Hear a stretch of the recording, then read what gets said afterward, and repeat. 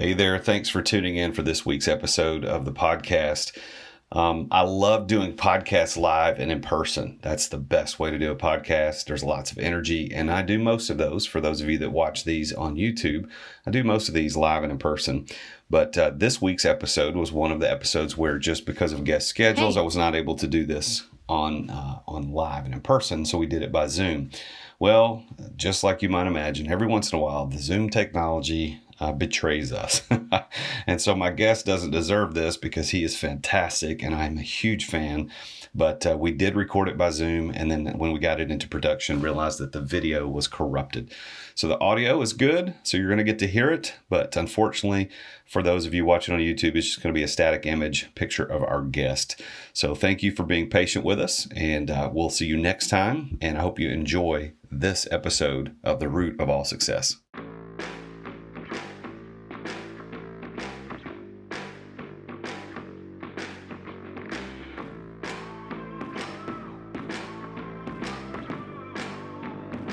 In today's ultra-competitive business world, being a successful entrepreneur or business owner can be very challenging.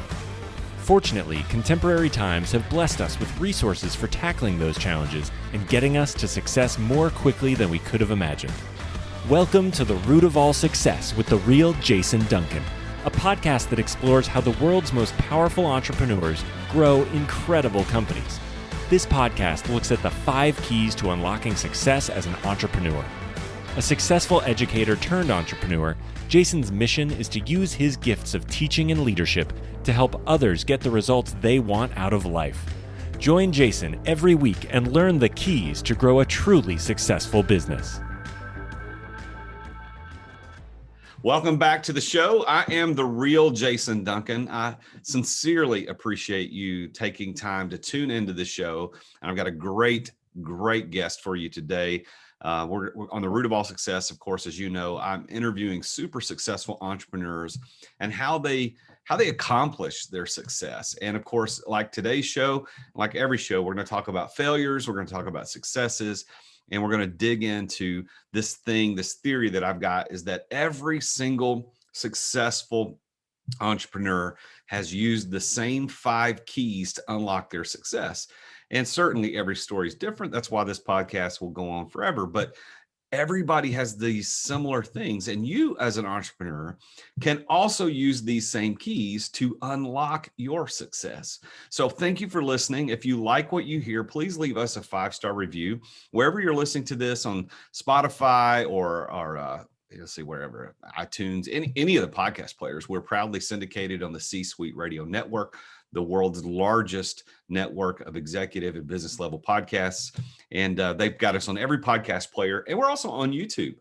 So if you're not watching this on YouTube, you can go watch us at youtube.com/C as in channel /The Real Jason Duncan.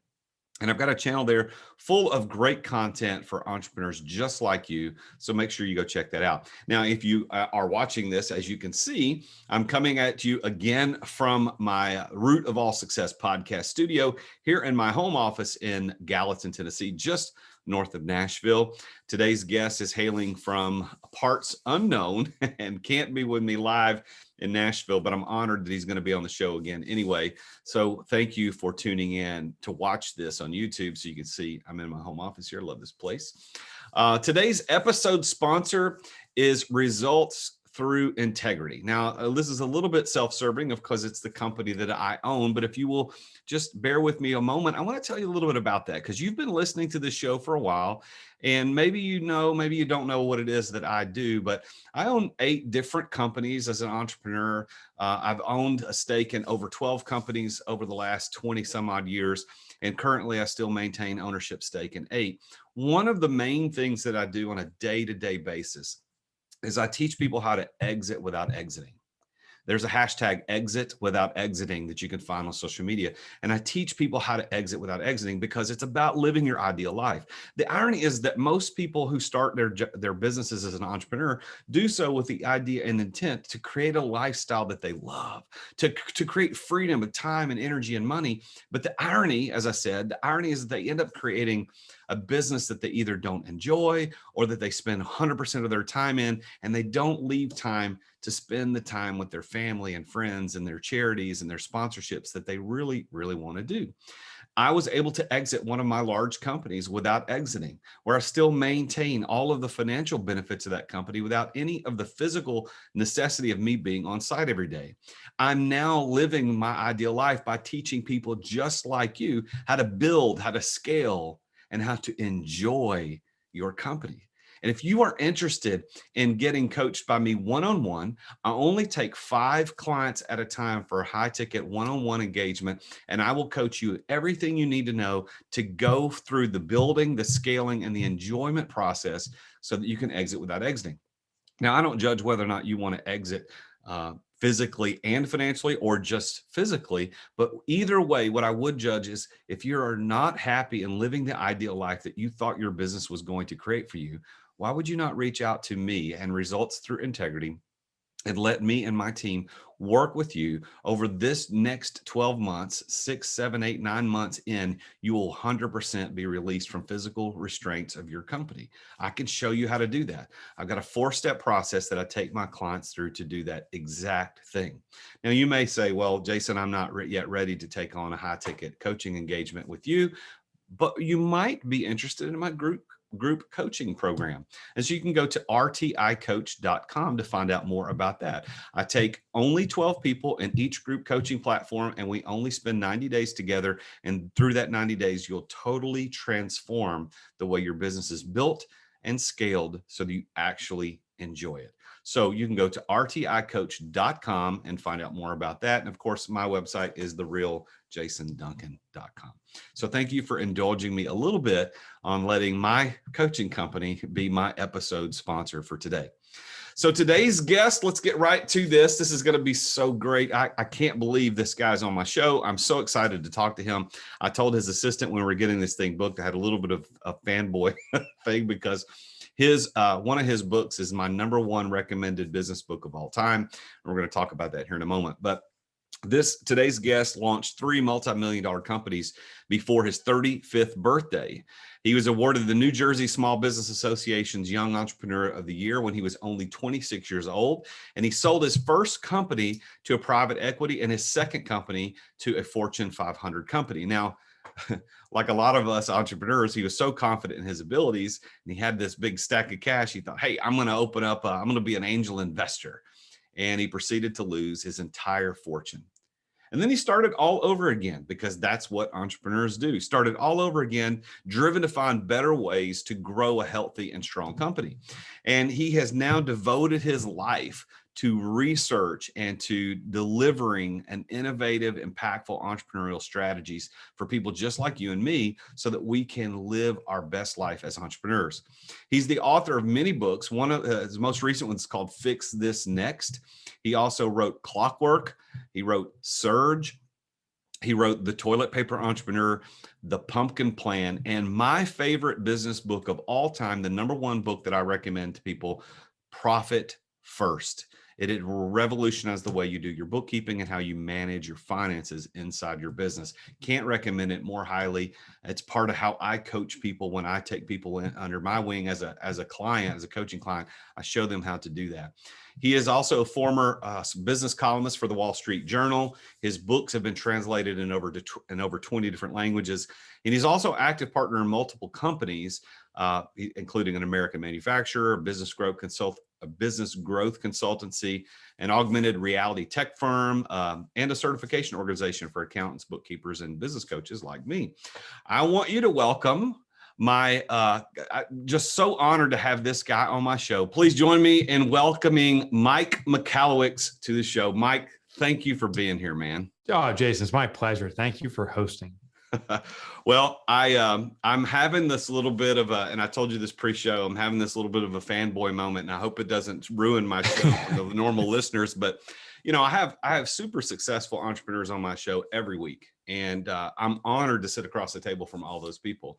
But it's not often that I get to sit across the table, or in this case, across Zooms. I normally do these live in person, but as we're doing this on Zoom, I don't normally get to talk to people who have been like this. what did another guest call it? An indirect mentor. So you've been an Oh, indirect. cool. Yeah. Yeah. And so through your book, specifically Profit First, that was how I came to know you. And now to have you on my show is phenomenal. So thank you. I'm so happy and honored that you're here. You're very welcome. I'm so happy that that book served you. And I also just want to acknowledge, the book is a recipe, but you're the one who cooked it up. So it takes effort. And I know we're talking about this pre-show, but I love that it helped navigate COVID for you. That's awesome. Yeah. So so for the listeners who may not know who you are, you've written many different books. I've mentioned all those books in the introduction, but the book Profit First, and I'll let you give a little synopsis of it in just a moment. But that book, honestly, I had 2 bad years back to back. And in year 2019, I had a partner termination that I went through that was absolutely just almost decimated the company. But because we were doing Profit First, we had those reserves set aside in the right way. And then, of course, we expected 2020 to be the rebound year, and COVID hit. But again, I say to this day that the Profit First methodology that you came up with because of your failures and because of your successes as an entrepreneur and how you learned to do it really helped my company navigate it. And so I thank you for that. So tell everybody a little bit about how Profit First came to be, because it's part of your origin story. Yeah.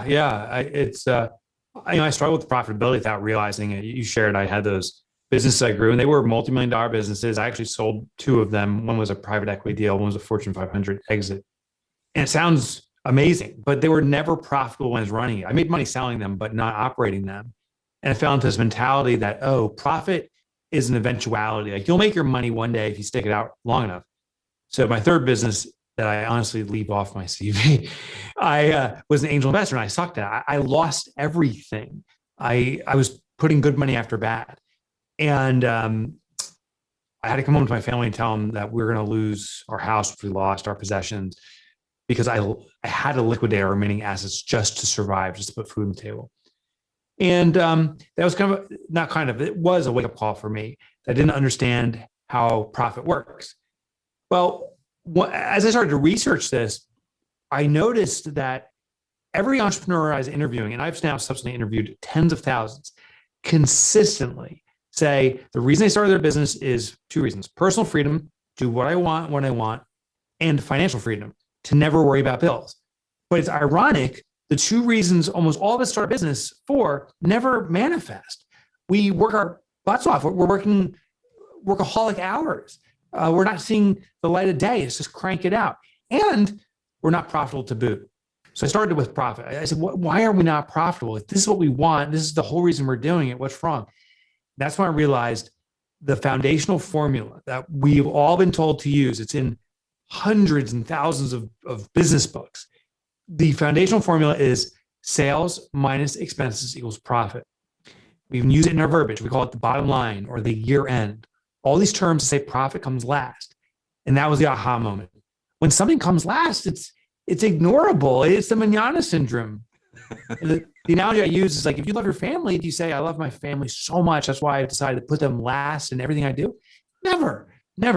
Something or someone that's important comes first. And how it works with profit is most businesses wait till the end of the year. It's not there on April 15th. And they're like, well, maybe next year it'll be there. It's not there. We kick the can down the road on profit. The Profit First system, we simply flip the formula. It's sales minus profit equals expenses. What I mean in practice is every time revenue comes into the firm, take a percentage of that money, predetermined percentage, allocate that as a profit, cash, hide it away from your business, and then run your business off the remainder. What this is the pay yourself first principle applied to business. Mm-hmm.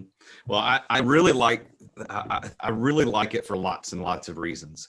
And we talked about, alluded to just a moment ago about how in 2019, through a partner termination that was absolutely horrendous financially, but because we were putting the money away the right way all along, we were able to do it. Where had that happened 2 years prior to me understanding Profit First, I probably wouldn't be doing this show. I probably would have been bankrupt. There's so many things. So I think that people, entrepreneurs listening right now in their cars or walking their dogs, they need to understand whether you read the book or not. I know Mike would like you to go buy the book, and I would highly recommend it. It is my #1 business book recommendation. Oh, wow. Thank you. Hands down. Like, there's other books out there, right? But that one is the most tactical. And it's like, as a matter of fact, I keep it on my desk most of the time, but it's not here right now because I loaned it to somebody. So I don't have it physically. I love it. But I've loaned it, and I've dog-eared, like, I think it's page, I don't remember. I'd be wrong if I said a page number, but it has the little chart on where you are in revenue and how much your percentages, allocations, your caps and your taps. I mean, these are all things that we do. And I love the way you put it, either in the book or you said it at a live event where I met you a few years ago. You said, look, if you take your revenue minus your profit, and you can't run your business on what's left, and you're not doing it right. And that's why I started my coaching company, is to help people, just like what you said. And you weren't present when I was doing the intro just a couple of minutes ago, but I actually talked about the irony of how people start a business with freedom in mind and end up being shackled to it. They build dungeons. It's the ultimate irony. It's the ultimate irony. I love that point that if you take your profit and say, I want to have a business that posts 20% profit. If I take that first, now I have my 20% profit. The business will speak to me, meaning I will know what I can spend money on or not. Most businesses don't do that, though. Most business owners simply say, well, $1,000 deposit came in. I have $1,000 to do something. And we default to our next desire. Like, oh, I need to get that new computer equipment, or I need to consider making that higher. We don't put thought into all the elements of our business.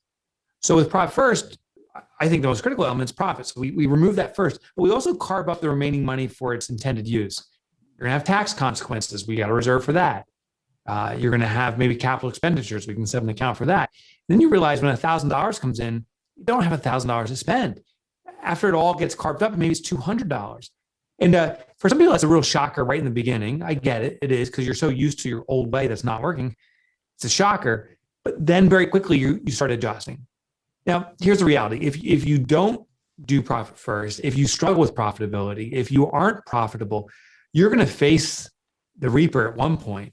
And often it's when it's too late. That hard point's going to come up, a year from now, where you just can't play the cash flow game anymore, trying to sell your way out of things. And now you're banko. What Profit First does is forces that hard conversation to today, right now. You got to tackle that hard issue, make some hard decisions. And in the long play, your business is going to be permanently healthy. Yeah.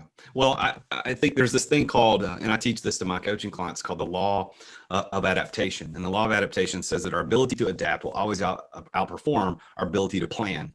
And so if we think we plan for, well, I want to have a 10% or 20% bottom line at the end of the year, like, we can plan that all we want. But if we take that out first, like you said, take that $200 out at the beginning, you may think, well, how am I going to live off the 800? Well, your ability to adapt to that 800 will outperform your ability to plan to keep the 200 later. Like, you should adapt to that on the front end, because your ability to plan for it is not going to work. Well, let me ask you this, because I mean, we could talk about Profit First for a couple of hours. I absolutely love Profit First.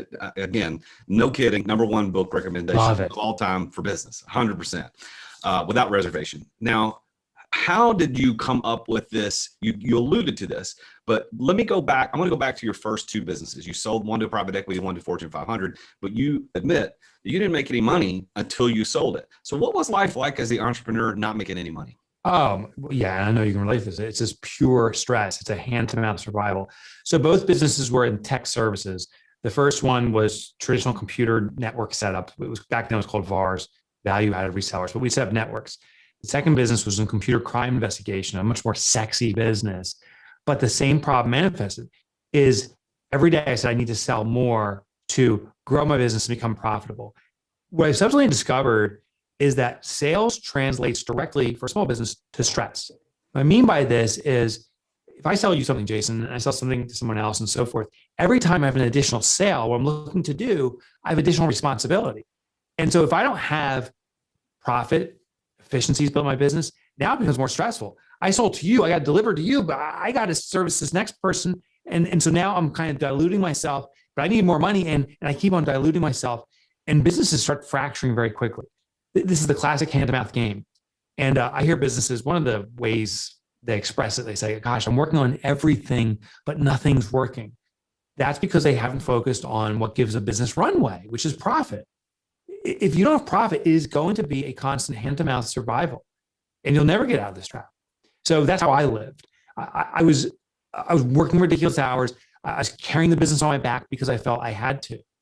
And once I started becoming profitable in my new businesses, once I figured out the system, and I just want to be clear, when I developed Profit First, it wasn't like, oh, this is the system that'll fix everything. I was like, I got to do something. I'm desperate here. How do I build a business that's permanently profitable? And I said, well, I'm just going to start taking my Profit First and figure this out.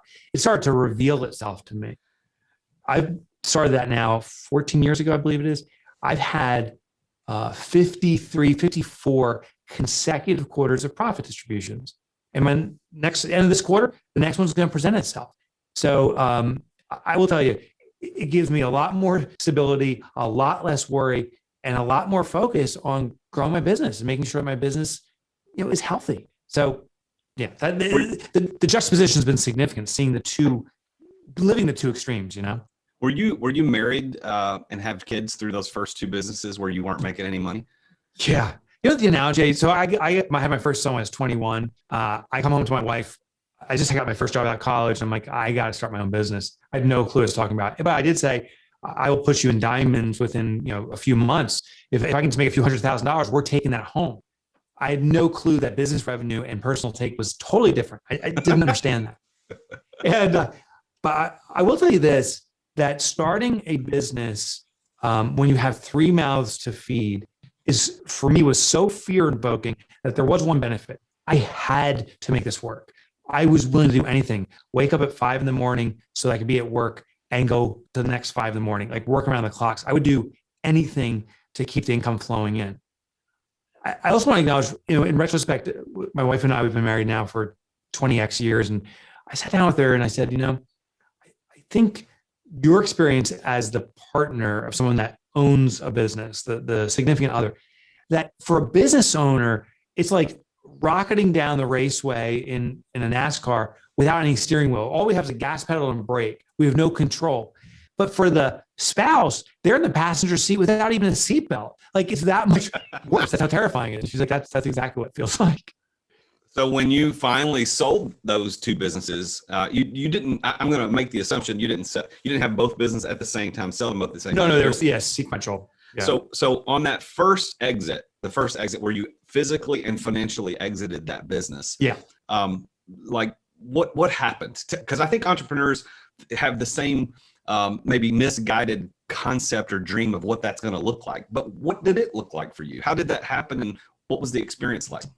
Yeah, so it was a private equity deal for a business, a wealthy person who was looking to ultimately build the company further south. I made hundreds of thousands, but low hundreds of thousands. I think it was like 3. And for me, that was a big deal because I think the most I was taking in salary was like 25,000. I was living hand to mouth. So I call it, clearly it wasn't FU money, but it was F me money. Like, it felt good. And it kind of got me into this belief, like, oh, business is really about the pump and dump mentality. Coincidentally, I'm still friends with the guy who acquired the business. He just sold it in the last 3 months for a massive multiple. I mean, he's set for life. So I then started a new business literally the next morning. It was computer crime investigation. We got traction. And I thought it was because I was a genius. But really what it boiled down to is the Enron trial broke. And when the Enron trial broke, they needed someone to do what they call defense analysis. I got the call. And we took on the case. It put us on the map instantly. That company, 3 years in, bootstrapped with a partner. We were at $7 million on a run for $7 million. I think we were in Q1 or Q2 when a company called Robert Half International, they're a Fortune 500, came in and bought us up. Now this time the deal was millions and for the business. And that became life-changing money for me. But here's what I didn't expect to happen, but that did happen. I thought one day when I had accumulated wealth that I committed I would never be that dicky guy that's got to show it off or whatever. And that's exactly who I became. Just this big douche. Like, I bought the Viper, Jason. I know. I heard you tell that story. Yeah, awesome. I got the exhaust modified so it could be even more obnoxiously loud and just douchey. And I thought it was all that. I got a place out in Hawaii. There's an island called Lanai. We still actually go out that way occasionally, my wife and I. But for sabbatical, we went out there and we moved into the most expensive town in northern New Jersey, or one of the most expensive. Just enjoy the club, everything to show off my success. And it was all this brag sheet. I'd find ways to sneak in my conversations about the new house or the new car or whatever in conversations because I wanted to brag. And I believe it's divine intervention, but I believe that's when I needed a lesson. And the lesson was don't be a douche. And so I lost everything through arrogance. I lost everything. I was trying to be an angel investor, and I just sucked at it. I had no idea what I was doing, and wiped myself out. And it was extremely painful. I actually went through depression for years. But in retrospect, I'm so grateful for that period. To me, it was an awakening. It was like, oh, okay. You can and should. We all should achieve wealth, but not as a method to show and be braggadocious, but a method of being of service to amplify what we're doing, to more of good stuff through our businesses. And that's what I hope I will do for the rest of my life. Well, I appreciate the transparency and honesty, and I know that the listeners will appreciate that as well. To dig into that just a bit, Mike, I got to predict, and of course anybody could predict looking backwards. Hindsight's 2020, but even then, you don't know if anything would have been different. But I have to believe that had you gone back to business number one and paid yourself a normal CEO salary, and that doesn't have to be exorbitant, but like $100,000 rather than 25. Sure. And then in the next business, paid yourself a normal CEO salary rather than waiting till the exit. I have to believe that your exits would have also been more profitable. Do you agree with that, or is that? I know it's hindsight, but what do you think?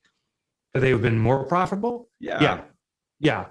See, the interesting thing is that there is a correlation to what we pay ourselves, because the less I was paying myself, I thought that I had to carry the business more, that I haven't earned the right to earn more. I had to care for the other people.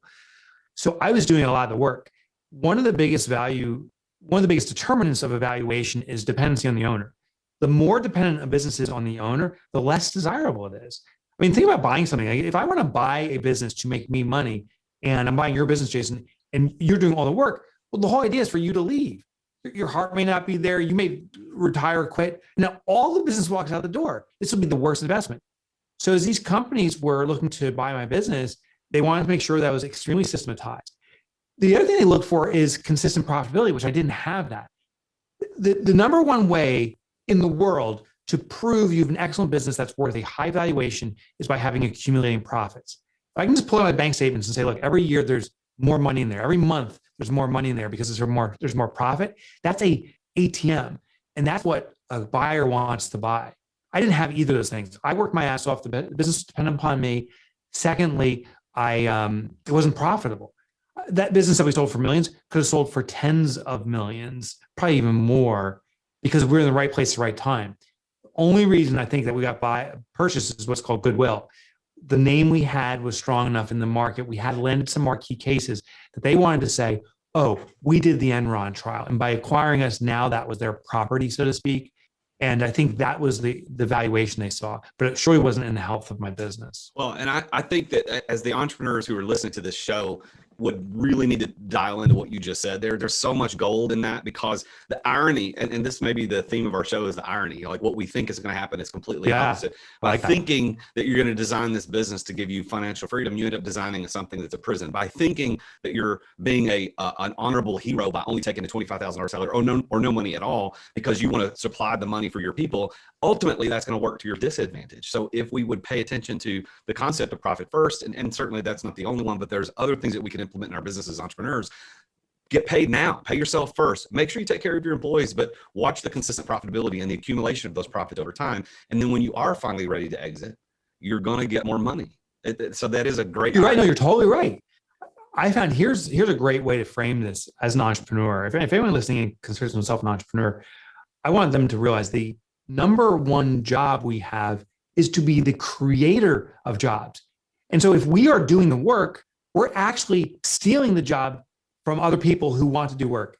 So I don't recall the source of the study, but it was some kind of census. Only 7% of the world population will ever be business owners, business investors. 93% of the world population is looking for a good, reliable job. And that's our job. I see business owners working their tails off to run their business, to keep it afloat. They're a small shop, and it's a sin because they could hire someone to do that work. Now, of course, they say, but if I hire someone, I'll make less money. No, you'll actually make more money. The analogy I use is this, would you rather be on the beach making $100 an hour through your work, or $5 an hour just delivered to you. And with analogies, most people say, well, I like to make $100 an hour. I mean, that's a 20 times multiple.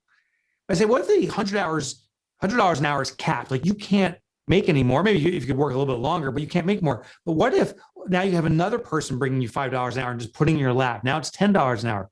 What's more appealing? Well, the 100, maybe 10. But what if we can keep amplifying it? What if we have 20 people coming to you putting fives down? Now you're making $100 an hour by just sitting on the beach. Now it becomes clearly more appealing. And that's how we have to see our business. When we empower other people to do the work that they want to do, they are also, as a thank you for giving them a job, giving them stuff, they are returning profit to you for giving them this opportunity. And it becomes on automatic. So if we're doing the work, we're preventing that automatic behavior from happening from within the business. We have to see that maybe we're not going to be there overnight and instantly, but with due time, due process, you're going to make a business making money without your input or active input. And I think the other irony that you just revealed there is that the attempt to be the controlling person because you don't want to, you're trying to be selfless, you're actually being selfish, because if the business is completely reliant upon you and you've got 10 or 15 or 20 or 100 employees, and then you get hit by a bus or have a heart attack or you're otherwise done, you've put all of those people at risk because of your attempt to be selfless. You actually were being selfish. And I told another guest this on the podcast, and I didn't think about it until the middle of the conversation, as most great ideas come in the middle of something. But I said, as an employee, you want to be indispensable. That's your job. You want to make sure that your employer can't do without you. But as an entrepreneur, your job is to be dispensable. You need to get out of the way. And I love that you just explained it so eloquently. Is we've got to figure out how to get out of the way as the entrepreneur so that the business can do what it's supposed to do. Because if you stay in the way, it's ironically never going to get you where you want to go. Never. We actively do research. So my own business right now is my author business. I also have another business. And so collectively we're tiny. We have 14 employees. But what we do is we run a lot of experiments of the stuff I'm researching out on our own company. So I'm working on a future book about getting people fully engaged, a strong culture and so forth. And one thing we've been really critiquing is the traditional org chart, and think that is so outdated and so wrong, because the org chart, to your earlier point, it starts with the leader. And if that person gets hit by a bus, everyone below now is in a disabled position. They don't have that input coming from the person that knows all. So it weakens the company instantly. So what we're investigating and testing here is a web-like structure where there's redundancies of each other. In fact, we really don't even have working titles. We do, in the occasion where we're interfacing with the customer, just have clarity on the role that person's serving, but no one here really has an active title. And input on direction of the company is not democratic, but there's equal awareness and there's active input from all people. So there's an awareness level and it's redundancy. The tests we're doing, we actually started this year in earnest. For every employee, everyone is required to leave the business for 4 weeks. It's a paid sabbatical. So that's a great bonus or benefit as an employee. But honestly, the winner is the company, because when Jeremy's actually leaving Monday, he's going on his 1 month vacation, he has to have the backups in place. So his work goes on unabated. He does our social media and so forth. And so he has redundancy here. Now, the win for the company is if Jeremy decides to quit or go outside to work with someone else, his knowledge has been captured and is replicated throughout the business. So that web-like structure is a far stronger one, a far more nimble one. And we're doing work with our 14 employees that our nearest competitor, we think, is doing with about double, with about 30 employees. Wow. And again, I think that goes back to the irony. The irony of making it redundant without titles would seem chaotic, when in fact it provides more structure, more safety, because of the way that you structured it that way.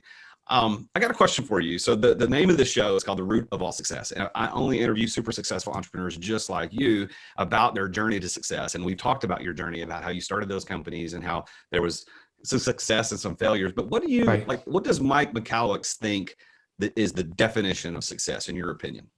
I think success translates to service, and service translates to joy. I think at the end of the day, it is definitely an emotion. But I know, I've set my business that every day, actually every 5 or 10 minutes, I'm getting some kind of input from someone who's been impacted by my work. Now, this is by design. So in all my books, I invite my readers, please reach out to me. I want to know how this is serving you. And there's enough books in circulation now that it's a constant stream. that to me is the fulfilling thing. I sometimes sit here in tears just reading through these stories of people's turnarounds, sometimes in their struggles and just their hopefulness that the work I've done will serve them. That affirmation just confirms me, wow, I am being of service, and it gets me jacked. It's the ultimate success. Now, I think money is important too. Like some people are like, well, isn't money? Some people say money is success. They directly correlate, and other people say money's totally irrelevant. I think it's a blend because I think money allows us to amplify what we're doing. It's a tool that can allow us to do more of what we're doing, and it allows us to experience things outside of our core work. I don't think work all the time is necessarily even healthy. So I believe that I define success by being of service. But I think it's also recognized by cash flow, and I use that to further the work I do and enjoy, outside aspects of my life. Well, with that in mind, do you consider yourself a successful person? Wildly successful. I actually can't believe what I've experienced. I am so grateful. It's confounding to me.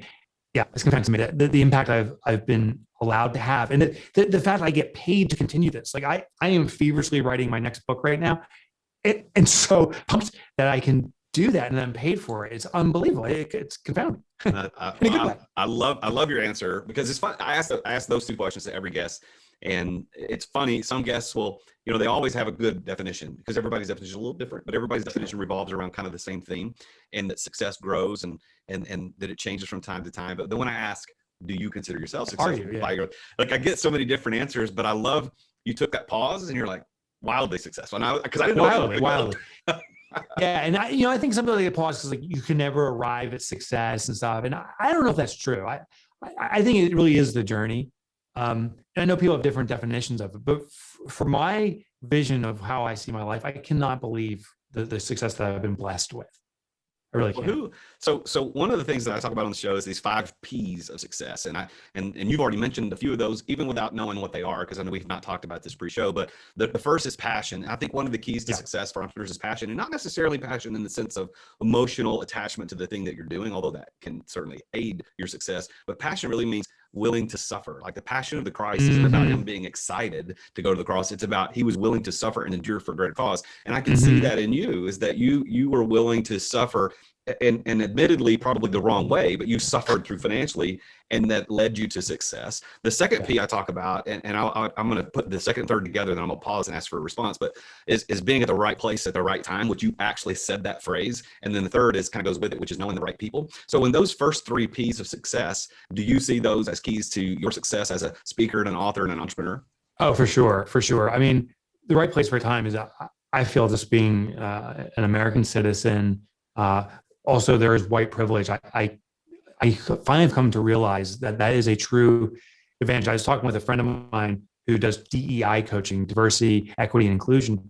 And she said to me, she goes, the best way to illustrate this is everyone's in a race, regardless of your skin color, but if you're white, you're put 50 yards ahead. Now dash. And like, oh, that finally I get it. There's a lot of advantages that were blessed upon me. And I respect that that's been given to me, that I'm in a position where I can do what I do, that it gives me additional authority to spread the word. And I'll tell you, if I was born in another country, it may be the same person, but wouldn't be experiencing this. I don't think so. Yeah. I also think, to your point, the people that surround you are absolutely critical. I had the right people at the right time. And it's only kind of in hindsight that we can connect the dots. When I wrote my first book, it was called The Toilet Paper Entrepreneur. I was like, oh, I'm writing this for college students, because that's who I was when I started my first business. I came out of college, I started a business. I'm like, that's the people I need to serve. They weren't buying the books. Well, I brought on the help of some mentors, not paid or anything. These were just people helping me, but specifically a female mentor, because I didn't understand the female market. I was like, I want to get perspective I don't have. And her guidance helped me realize my first book wasn't for college students. It was for moms of college students. It was for female entrepreneurs. And what they were saying as they were consuming the book is, here's a male author who's not pandering to me. And often I feel I get pandered to. So this feels very supportive. And I started speaking at women business owner conferences and stuff like that. Usually the only guy there. And that community started to carry me on her shoulders to the broader entrepreneurial community that I now serve with my subsequent books. Wow. Mentorship, having the right people at the right time, supporting me and opening my eyes to blind spots has been extraordinary. And it happens over and over again. And it's usually only after the fact that I realized how significant that value was. Well, the last two P's, the 5 P's I talk about are preparation, which is the know how to pull off your success story, and then plan, which is not necessarily business planning. That has very little to do with your indication as an indicator of success, but about your ability, your plan to deploy financial resources to support the concept that you're going to be successful at. So from a term of know-how, it seems to me like your story goes back to those original 2 businesses and the mistake you made of not paying yourself and waiting till the end. And then the mistake again, not paying yourself, waiting till the end, and then blowing through the money as a douche. Your words, not mine, but blowing through the money. The truth. That prepared you to be the wildly successful author and speaker and coach that you are today. And then the plan was, that's what I don't know. Like what was your plan to financially support your businesses originally?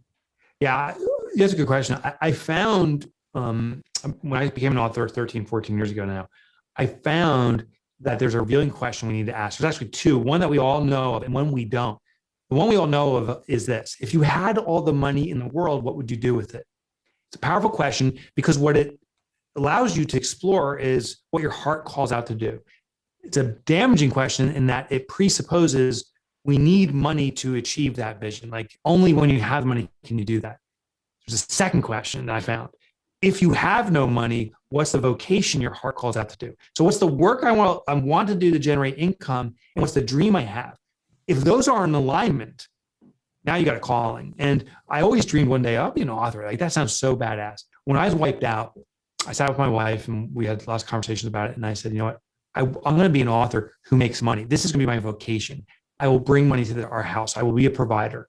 And that's when I became an author. And it wasn't like the next morning when he started coming in, I was terrified. It felt like thrown back into my first business. I was like, how am I going to make any money doing this? But to your other point, the right people present themselves. Mentors. I ran into a guy named Tim Ferriss. Maybe you heard of him. Yeah. I was on I got interviewed for a news station and he was on the same show. So there we are sitting in the green room in preparation. I had launched my first book called The Toilet Paper Entrepreneur. He launched his first book called The 4-Hour Work Week. And it was an extraordinary success right out of the gate. Everyone I've been talking to at that point said, don't be an author. You can never make money. I asked him, I said, hey, Tim, I got to ask you, can you make money being an author? He looks around and he goes, are you kidding me? He goes, you can make millions. And it just changed my whole perspective. He didn't reveal anything like, any specific tactics or anything, but what he did reveal is the possibility. And that's where I turned up the throttle. And it's paid off for me significantly. Well, and I'm a beneficiary of that, as are my employees who were able to survive 2 bad years back to back because of things that you learned and taught in a book. And then, we don't have time to dig into it, but Clockwork was also really important to me because it really gets to that point of how do you manage your time as the entrepreneur. And of course, I recommend your books, and then my coaching clients will come back to me and say, well, I just read Pumpkin Plan and I didn't recommend that one. Not that I shouldn't. It's just, I recommend one, and then they get into the Mike Michalowicz universe. Spiders out. Well, let me ask you this as a parting question. So, there's a lot of entrepreneurs who listen to the show that are also wildly successful like you, that have built tremendous businesses, and they're just wanting to get that edge, and you've provided them with some of that encouragement. But there are also a lot of people that are entrepreneurs. They're sitting in their cars, they're walking their dogs, they're on the treadmill, they're lifting weights, they're sitting in the living room sipping coffee early in the morning, and they have an idea, they want to do it, but they're not really sure yet how to do it. What advice would you give for that person? It's probably old school advice, but it's irrevocable action, meaning once you want something, until we take an action in its direction, it'll never happen. In fact, it's kind of like that theory that an object in momentum stays in momentum, but an object static stays static. If we don't do anything, we actually entrench ourselves further. Every day that you say, I'm not going to wait today, you're actually adding 2 days because you're entrenching that belief that we have to then unwind that waiting is a good thing. I'm throwing some cheesy analogies out here, but there's that one they say, when's the best day to plant a tree? 40 years ago. The second best day is today. And it's true with entrepreneurship. What I've done is when I want something, whatever it may be, a future desire, a thing to purchase, an action to take, I put something in its direction immediately. I want to buy a vacation house. I put $1 down today on that vacation house in an account to start accumulating it. I don't just let it sit in my mind. I take action. So if you want to start a business, get the LLC registered today. Do something in its action today. I'm not saying complete it. I'm not saying you even have it perfectly scripted out in your mind, but take an action irrevocably. Set up that business so it's permanently set up, that LLC, and you're now taking a big step in the right direction, and it'll cause a momentum effect. You'll make it happen now. Well, I love that advice, and I appreciate it because it's the same advice that a lot of my guests give. So you've got to take action. So I would encourage the listeners, please go take action. Don't wait. Well, Mike, how can people get in touch with you? Oh, so I got a hack here because no one can spell Mike Michalowicz, but you can go to Mike Motorbike. Ha! That's my nickname from grade school. You know, in grade school, everyone's trying to make the rhyming one. So Mike Motorbike, it's stuck with me. You can envision me driving a motorcycle. And there a couple things. I think you'll experience a website you've never experienced before, not just an author site, but any site. I really believe in the necessity to do different, but also to be of service. And I think you'll see the blend there. I hope you do. All my books, chapter downloads are there. I used to write for the Wall Street Journal. You can get those articles for free. And I have my own podcast called Mike Up in Your Business, all available at mikemotorbike.com. All right, everybody. I can't recommend enough for you to follow Mike and look up his books, look up his podcasts, listen to him. His podcasts are really light and funny, and I think that you'll enjoy those as well as this conversation we've had today. But Mike, thank you so much for being on the show. It is a true honor to talk to someone like you who's helped be so instrumental in my business in ways that you never would have thought or imagined or knew about. I love it. But I love getting to talk to you. So thank you very much for being on the show. It's been an honor. This has been a joy. Thanks, Jason.